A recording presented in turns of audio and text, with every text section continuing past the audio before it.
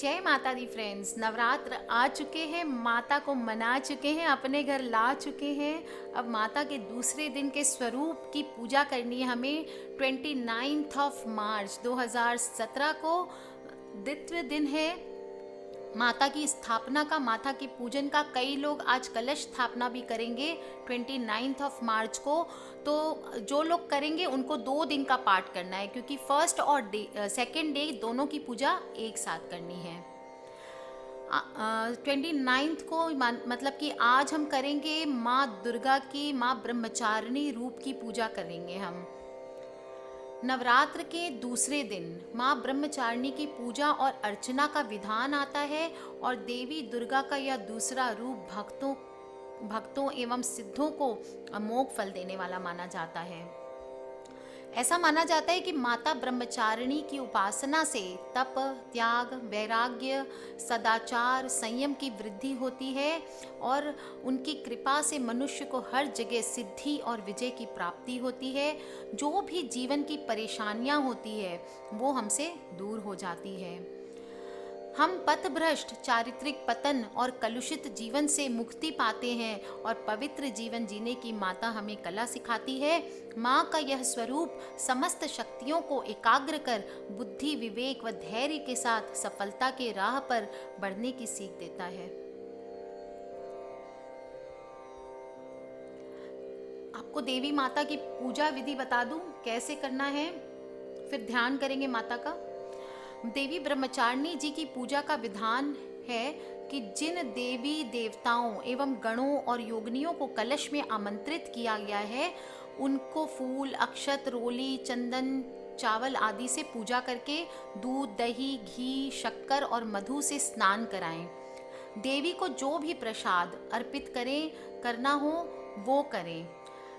नवरात्र के दूसरे दिन माता को जो भोग आता है ब्रह्मचारिणी को, वो मिश्री, चीनी और पंचामृत का भोग लगाया जाता है। और इन्हीं चीज़ों का दान करने से भी ऐसा माना जाता है कि मनुष्य को लंबी आयु का सौभाग्य प्राप्त होता है। तो आपको नवरात्र के दूसरे दिन ये भोग लगाना है माता को। इसके बाद प्रसाद के पश्चात आचमन और फिर पान, सुपारी आदि भेंट करके माता की प्रदक्षिणा करें। अगर स्पेस नहीं है आपके पास प्रदक्षिणा, तो अपनी जगह पे खड़े खड़े 4 बार प्रदक्षिणा करें। कलश देवता की पूजा के बाद नवग्रह, 10 दिक्याल, नगर देवता, ग्राम देवता आदि जो भी आपने स्थापना की है उन सब की पूजा करें। उसके बाद माता ब्रह्मचारिणी की पूजा करनी है। देवी की पूजा करते समय सबसे पहले ध्यान करना है माता का। हाथों में एक फूल लेकर प्रार्थना करें। दधाना कर पद्माभ्याम अक्षमाला कमंडलु देवी प्रसीद तू मयि ब्रह्मचारिण्य उत्तमा। इसके पश्चात देवी को पंचामृत स्नान कराएं। फिर भांति भांति से फूल, अक्षत, कुमकुम, सिंदूर आदि अर्पित करें। देवी को अरहुल का फूल, लाल रंग का जो फूल आता है वो, और कमल का फूल बहुत पसंद आता है। उनकी माला पहनाएं या फूल चढ़ाएं। प्रसाद और आचमन के बाद पान, सुपारी भेंट कर फिर प्रदक्षिणा करें और घी और कपूर मिलाकर माता की आरती करें। अंत में क्षमा प्रार्थना करें। आवानम न जानामि ना जानामि विसर्जनम पूजा चैव न जानामि क्षमस्व परमेश्वरी। पूजा करने के बाद माता की कथा आपको सुननी है। कथा सुनने के बाद आप माता के मंत्रों का जाप कर सकते हैं। कथा ऐसी है, ध्यान से सुने। सबसे पहले ध्यान करते हैं माता का। दधाना कर पद्माभ्याम अक्षमाला कमंडलु देवी प्रसीदतु मयि ब्रह्मचारिण्य उत्तमा। माँ दुर्गा की नव शक्तियों का दूसरा स्वरूप ब्रह्मचारिणी का है। यहाँ ब्रह्म शब्द का अर्थ तपस्या है। ब्रह्मचारिणी अर्थात तप की चारिणी, तप का आचरण करने वाली। कहा भी है वेदस्तत्वम तपो ब्रह्म यानी कि वेद तत्व और तप ब्रह्म शब्द के अर्थ हैं। ब्रह्मचारिणी देवी का स्वरूप पूर्ण ज्योतिर्मयी एवं अत्यंत भव्य है। इनके दाहिने हाथ में जप की माला है एवं बाएं हाथ में कमंडल है। अपने पूर्व जन्म में जब ये हिमालय के घर पुत्री रूप में उत्पन्न हुई थी, तब नारद के उपदेश से इन्होंने भगवान शंकर जी को पति के रूप में प्राप्त करने के लिए अत्यंत कठिन तपस्या की थी। इसी दुष्कर तपस्या के कारण इन्हें तपश्चारिणी अर्थात ब्रह्मचारिणी नाम से अभिहित किया गया है। 1000 वर्ष उन्होंने केवल फल मूल खाकर व्यतीत किए थे। 100 वर्षों तक केवल शाक पर निर्वाह किया था। कुछ दिनों तक कठिन उपवास रखते हुए खुले आकाश के नीचे वर्षा और धूप के भयानक कष्ट सहे।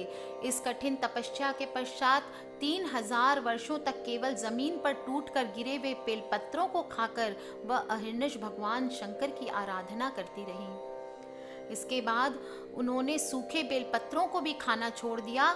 कई हजार वर्षों तक वह निर्जल और निराहार तपस्या करती रहीं। पत्तों को भी खाना छोड़ देने के कारण उनका एक नाम अपर्णा भी पड़ा। पत्तों को हम क्या कहते हैं? पर्णा। तो उन्होंने खाना छोड़ दिया तो उसे भी कहते हैं अपर्णा।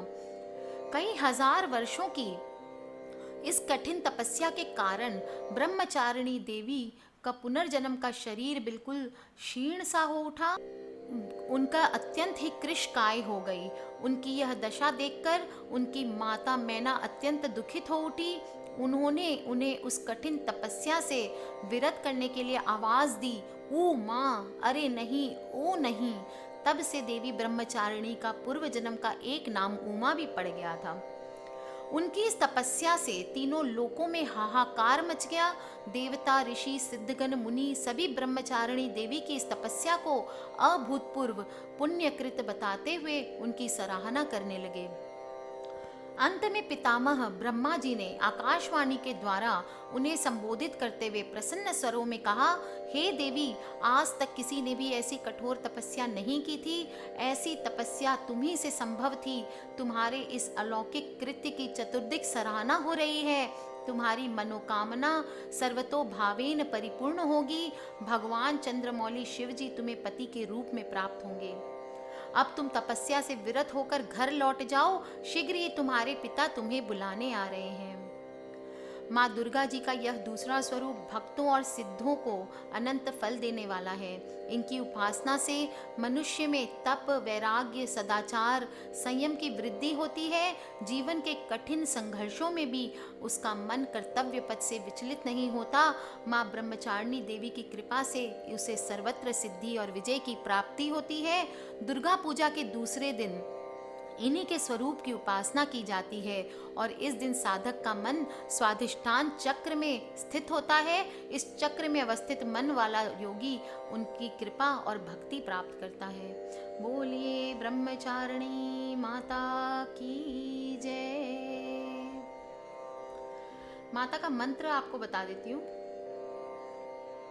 सबसे पहले ये जान ले, भोले शंकर को पति के रूप में प्राप्त करने के लिए माता ने महान व्रत किया था। उस महादेव की पूजा आपको बहुत ही आदर पूर्वक करनी है इस दिन।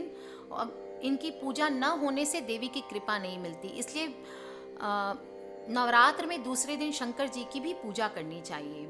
दक्ष प्रजापति द्वारा शिव की उपेक्षा के कारण ही माता ने पूर्व जन्म में स्वयं को अग्नि में समर्पित कर दिया था और किसी भी देवता ने प्रजापति का प्रसाद ग्रहण नहीं किया, जिससे उन्हें महान दोष लगा। अतः देवी की प्रसन्नता हेतु शिव की पूजा आवश्यक कही गई है। सबसे अंत में ब्रह्मा जी के नाम से जल, फूल, अक्षत सहित सभी सामग्री हाथ में लेकर ओम ब्रह्मणे नमः ऐसा कहते हुए सामग्री भूमि पर रख दें और दोनों हाथ जोड़कर सभी देवी देवताओं को प्रणाम करें।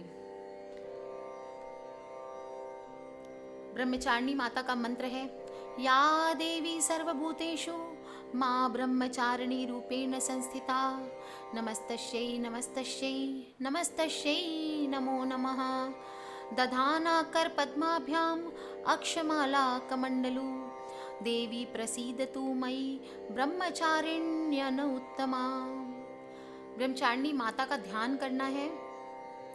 वंदे वांछित लाभाय चंद्रार्घ कृत शेखरां जपमाला कमंडलू धरा ब्रह्मचारिणी शुभाम गौरवर्णा स्वाधिष्ठान स्थिता द्वितीय दुर्गा त्रिनेत्रां धवल परिधाना ब्रह्म रूपा पुष्प अलंकार भूषितां परम वंदना पल्लवराधरां कांतकपोलापीनः पयोधरां कमनीया लावण्यं स्मेरमुखी निम्ननाभि नितंबनीम।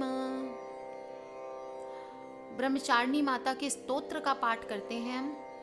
तपश्चारिणी त्वं हि तापत्रय निवारिणीं ब्रह्मरूपधरा ब्रह्मचारिणी प्रणमाम्यहम्।